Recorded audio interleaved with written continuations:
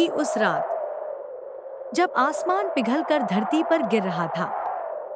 हवा में इतनी नमी थी कि सांस भी जम जाए। उसी रात एक लड़का अकेला तूफान से लड़ रहा था, लेकिन उसे नहीं पता था कि उसके साथ आगे क्या होने वाला है। हिमालय की तलहटी पर बसा हिमपुर एक छोटा सा शांत गांव, जहां लोग प्रकृति से डरकर नहीं बल्कि सम्मान से जीते थे। लेकिन आज पर्वत खुद शांत नहीं था।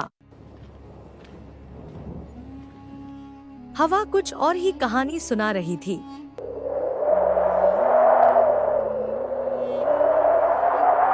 और आसमान जैसे किसी बड़े कहर की तैयारी में था।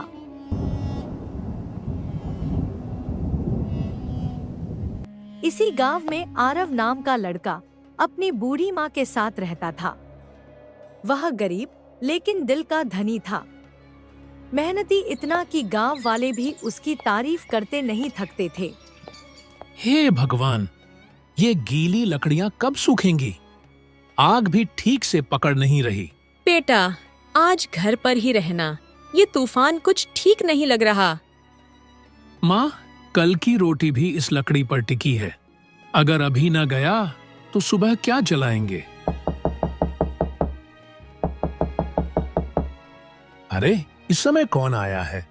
अरे कलुआ, तुम इस समय कहो कैसे आना हुआ? अरे प्रधान जी ने अभी सबको बुलाया है, चलो जल्दी चलो। अगले ही पल दोनों लोग वहां पहुंच जाते हैं। सुन लो सब गांव वालों, पहाड़ी रास्तों पर मत जाना। इस बार का तूफान पिछली बार से ज्यादा खतरनाक है। तो फिर आग कैसे जलेगी प्रधान जी? अरे अगर बाहर नहीं जाएंगे तो इतनी ठंड से अपने परिवार को कैसे बचाएंगे? सब परेशान थे, पर सबसे ज्यादा जरूरतमंद था आरव। वह जल्दी से अपने घर की ओर चल देता है।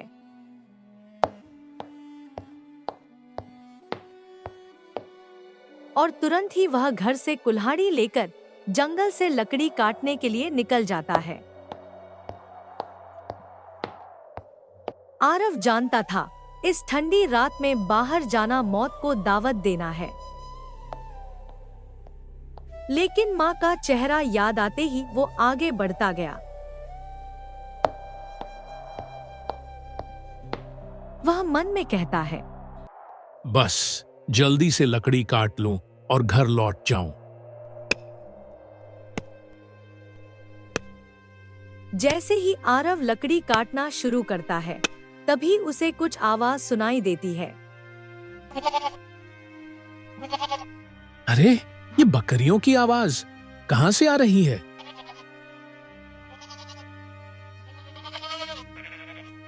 कहीं कोई मुसीबत में तो नहीं? चलो चल कर देखता हूं। वह आवाज की दिशा में चलने लगा।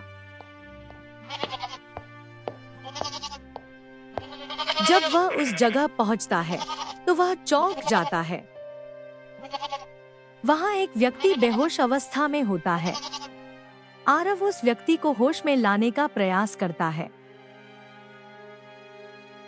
थोड़ी देर बाद उस व्यक्ति को होश आ जाता है।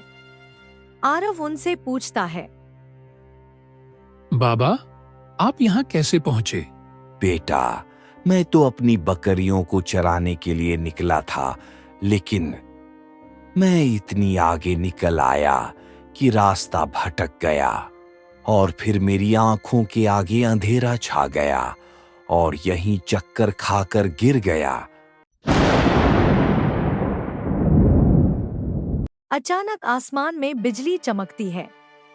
बेटा, तू चला जा, मुझे यही छोड़ दे, तूफान आने वाला है। नहीं बाबा, आज आपको छोड़कर गया तो खुद को कभी माफ नहीं कर पाऊंगा। बेटा, मेरी वजह से तू अपनी जिंदगी खतरे में क्यों डाल रहा है? छोड़ दे मुझे।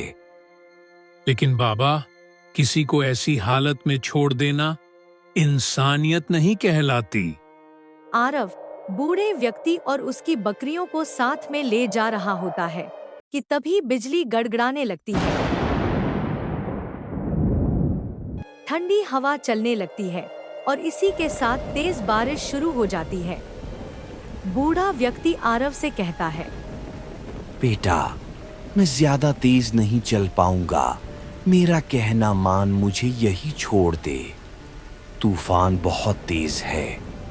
मुझ बूढ़े के लिए तू अपनी जान खतरे में न डाल।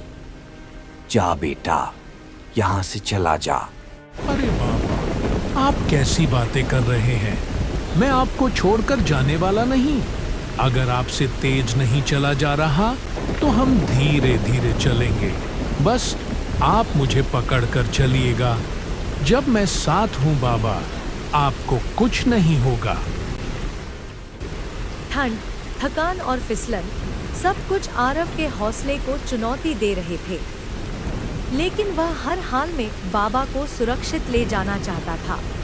चलते चलते आरव को एक झोपड़ी दिखाई देती है जिसमें दूर से रोशनी चमक रही होती है। आरव बाबा से कहता है, बाबा, इतने घने जंगल में झोपड़ी, और झोपड़ी में रोशनी भी है। जरूर यहाँ कोई न कोई तो रहता होगा। क्यों न हम झोपड़ी के अंदर चले, शायद कोई आसरा मिल जाए। बेटा, तुम बिल्कुल ठीक कह रहे हो। चलो, चलकर देखते हैं।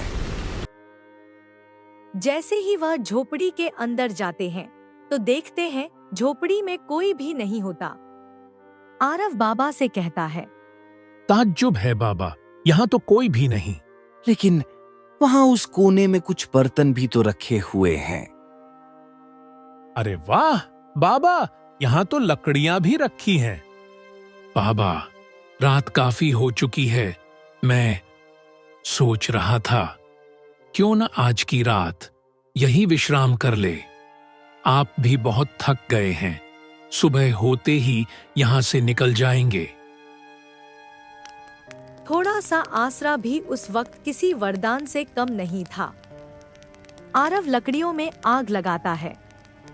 बूढ़ा व्यक्ति आरव से कहता है, तू भगवान का भेजा हुआ फरिश्ता है बेटा। आज तू न होता तो मैं नहीं बचता। मैं तो बस इंसानियत निभा रहा हूँ बाबा, आप आराम कीजिए। थोड़ी सी आग और थोड़ी सी इंसानियत, यही आरव की सबसे बड़ी ताकत थी।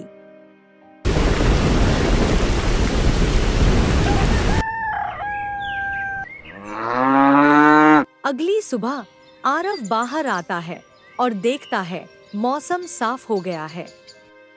अरे वाह, मौसम तो बिल्कुल साफ हो गया है।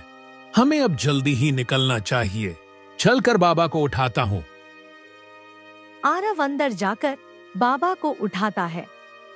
बूढ़ा व्यक्ति एकदम से उठता है और उठकर बैठ जाता है। बाबा, लगता है भगवान ने हमारी सुन ली। बाहर मौसम बिल्कुल साफ हो गया है।